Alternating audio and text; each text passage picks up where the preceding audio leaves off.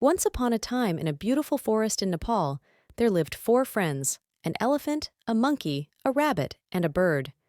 They were very close and always looked out for each other.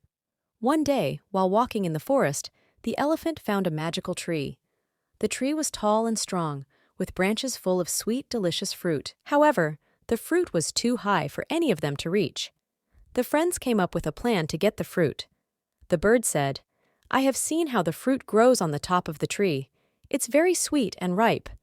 The monkey added, "I can climb the tree, but it's too tall for me to reach the fruit." The rabbit suggested, "Let's work together to get the fruit." So, they decided to stand on each other's shoulders. The elephant, being the biggest and strongest, stood at the bottom. The monkey climbed on the elephant's back, and the rabbit climbed on top of the monkey. Then, the bird flew up and sat on the hare's head. Carefully, they reached the fruit. The bird plucked the fruits and passed them down to the hare to the monkey, and the monkey to the elephant. They shared the fruits equally and enjoyed them together. This teamwork made them very happy. They realized that by working together, they could achieve things that were impossible alone.